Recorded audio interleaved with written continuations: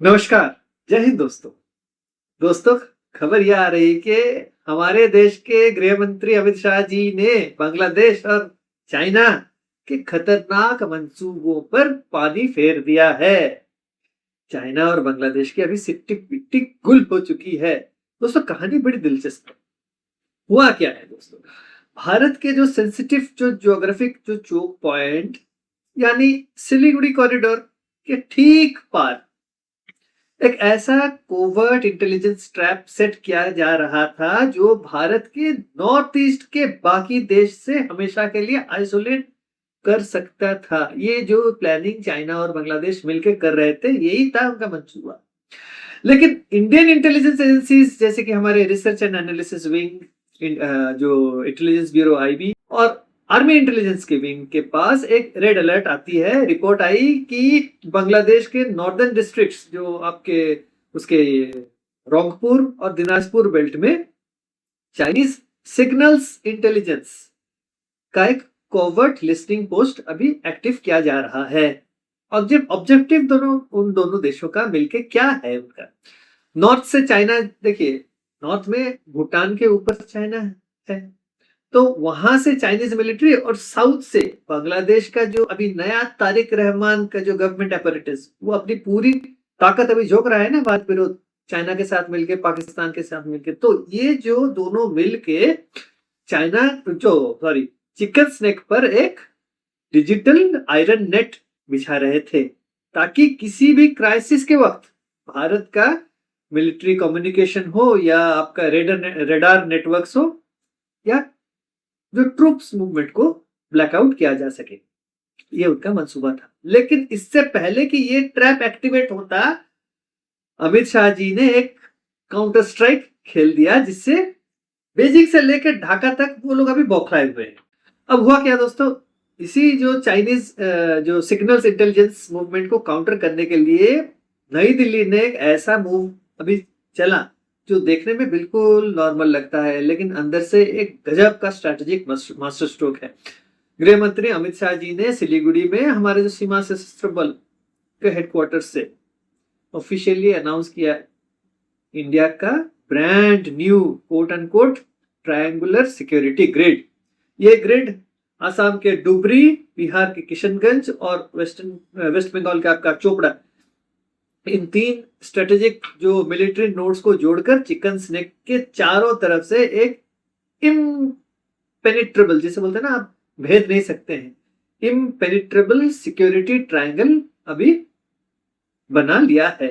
और इसके साथ ही वहां के जो लोकल जो डिस्ट्रिक्ट मजिस्ट्रेट्स हैं, जितने भी डिस्ट्रिक्ट्स हैं, बॉर्डरिंग डिस्ट्रिक्ट्स, उनको सीएए जो हमारे जो सिटीजनशिप अमेंडमेंट एक्ट को फास्ट ट्रैक करने की पावर अभी दे दी गई है।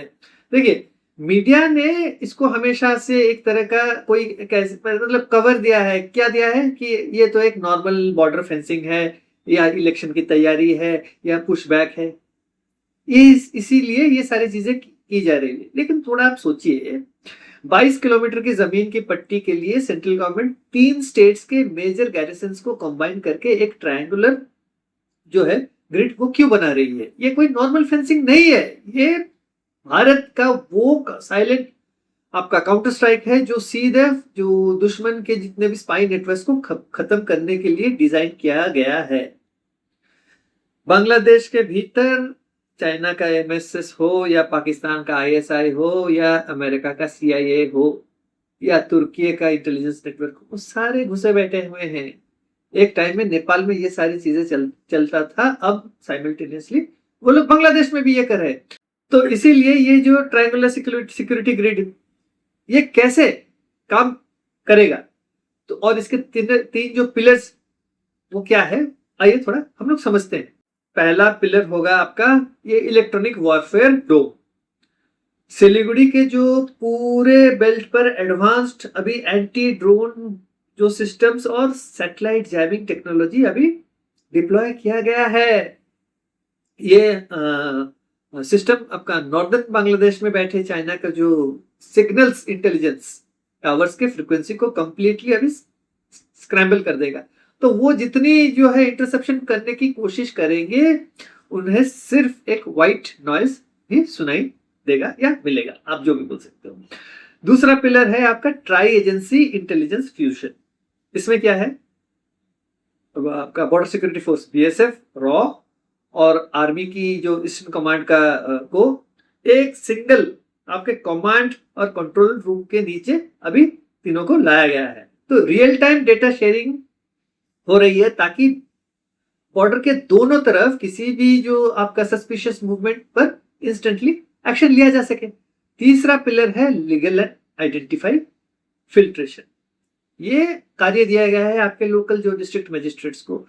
सीए की पावर्स देने का मतलब क्या है, वोट बैंक नहीं है भैया, थोड़े ना हम इसीलिए कर रहे हैं। ये पोस्ट हसीना का जब बांग्लादेश बना है, यूनिस आया, यूनिस के बाद अभी परमानेंट एक कठपुतली आया है तारिक रहमान। तो इन कुछ दिनों में क्या हुआ है, इन कुछ दिनों में जो है भारी मात्रा में स्लीपर एजेंट्स जो बांग्लादेश से आए हैं, वो लोग आए हैं फेक आइडेंटिटी जो डॉक्यूमेंटेशन के साथ, उन्होंने इन्फिल्ट्रेट किया हुआ है और उन्हें लीगल अभी वो छिपे हुए हैं स्लीपर सेल के तौर पे। तो अभी जो है ये डीएम और जो लोकल जो एडमिनिस्ट्रेशन को ये कार्यभार दिया गया है कि भाई अब इन लोगों को चुन चुन के ढूंढो, कहीं किसी गांव में छुपे हैं, किसी गली में कुंजे में कहीं पे भी छुपे हैं, उनको ढूंढो, उनका पूरा आइडेंटिफाई करो कि कौन कौन है, फिर कोर्ट रूम स्टाइल में उनका हियरिंग करो और फिर उसको उनका जो है लीगली उनको क्या करना है उस तरह से कार्यवाही करो। तो चाइना और बांग्लादेश की ये जो तारिक रहमान की गवर्नमेंट वो सोच रही थी कि वो भारत को सरप्राइज कर देंगे, लेकिन वो एक बेसिक रूल वो भूल गए थे। देखिए ग्रैंड मास्टर लेवल की जो जियोपॉलिटिक्स में मोहरे बाद में हिलते हैं, पहले ओपोनेंट का ना पूरा प्लान ही न्यूट्रलाइज कर दिया जाता है। ये आप लोगों को समझना चाहिए। तो चाइना के लिए एक भारत का एक मशहूर, मुझे ये डायलॉग चाइना के लिए है, भारत से, भारत की ओर से एक मशहूर डायलॉग है आपका राजकुमार का, वो है हमको मिटा सके ये जमाने में दम नहीं, हम जमाना खुद हैं, जमाने से हम नहीं। तो भारत को ना अभी वीक मत समझो, अब काउंटर स्ट्राइक जो आएगा बड़ा स्ट्रॉन्ग आएगा। और बांग्लादेश के लिए ये जो अभी तारिक रहमान की सरकार कर रही है, तो उसके लिए ये डायलॉग फिट बैठती है। वो डायलॉग मूवी बुलंदी का था, ये भी डायलॉग मूवी बुलंदी से है कि बिल्ली के दांत गिरे नहीं और चला शेर के मुंह में हाथ डालने। तो बांग्लादेश के लिए ना यही बात सही फिट बैठती है, बिल्ली के दांत गिरे नहीं और चला शेर के मुंह में हाथ डालने। तो बांग्लादेश तुम भी अपना सोच लेना भैया, कर क्या रहे हो तुम। देखिए बांग्लादेश के लिए तो अननोन लोग अभी घूमना फिरना भी शुरू हो गया है, लेकिन चाइना वो जो सोच रहा था ना कि वो किसी के देश में भी घूम फिर सकता है, कुछ भी कर सकता है, अब चाइना के अंदर क्या होने वाला है, that plan has been set in place. अब धीरे धीरे देखिए चाइना के अंदर क्या होने वाला है। और चाइना के जो बंदे मेरे वीडियोस पे मुझे गाली देते हैं, फिल्टर हो जाता है, लेकिन मुझे तो पढ़ने को आता है ना। तो चाइनीज एजेंट्स भी थोड़ा ध्यान रखिएगा कि अपने आकाओं को बता दीजिएगा कि चाइना के अंदर क्या होने वाला है। तो बेजिंग ने क्या सोचा था, वो सोचा था कि वो लोकल ट्रेड, बॉर्डर इंफ्रास्ट्रक्चर और हमारे ये जो स्पाई पोस्ट्स को इस्तेमाल करके भारत के नॉर्थ ईस्ट पर एक स्ट्रेटेजिक जो है चोट वो पहुंचा सकता है। लेकिन नई दिल्ली ने बिना किसी शोर शराबे के, बिना किसी ड्रामा के उनके बनाए हुए ट्रैप को 4 दिन के अंदर एक इलेक्ट्रॉनिक और लीगल केज में अब बंद कर दिया है।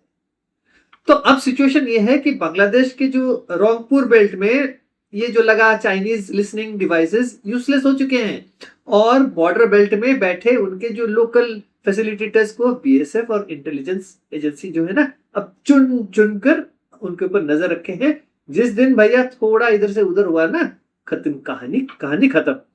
तो देखिए दोस्तों, मैसेज बिल्कुल साफ है, सिलीगुड़ी कॉरिडोर भारत का कोई वल्नरेबल अभी चिकन स्नेक जो हम बोलते हैं, सिलीगुड़ी कॉरिडोर अभी वल्नरेबल नहीं रहा, बल्कि ये नई दिल्ली का वो अभी आयरन वॉल है जहां से गुजरने की कोशिश करने वाले जितने भी फॉरेन स्पाई नेटवर्क्स को भारत न्यूट्रलाइज करना जानता है। पकड़ा ना, वो मैथ्यू वैंडिक को पकड़ा ना, वो अमेरिकन स्पाई घुसा था। तो ये तो सिर्फ नमूना था वो। अब सोच ले वो लोग, तो उन्हें लग रहा था कि वो बॉर्डर बेल्ट में एक नया फ्रंट खोल देंगे, लेकिन नई दिल्ली ने पहले मूव चलाकर उन्हें उनकी गेम में अभी चेकमेट कर दिया है। अरे देखिए, हम ऑलरेडी 2.5 फ्रंट वॉर हम लड़ने की तैयारी कर चुके थे, अब 3 फ्रंट हम लड़ेंगे, तो ये कोई वो नहीं है, हम भारत अभी तैयार है। तो आपको दोस्तों क्या लगता है, क्या भारत के ये ट्रायंगुलर जो सिक्योरिटी ग्रिड चाइना और बांग्लादेश के इस जॉइंट स्पाइंग नेटवर्क को परमानेंटली खत्म कर पाएगा? अपनी राय कमेंट सेक्शन में जरूर बताएं। वीडियो को लाइक, शेयर और चैनल को सब्सक्राइब करना ना भूलें। मिलते हैं एक अगले वीडियो में। जय हिंद, नमस्कार।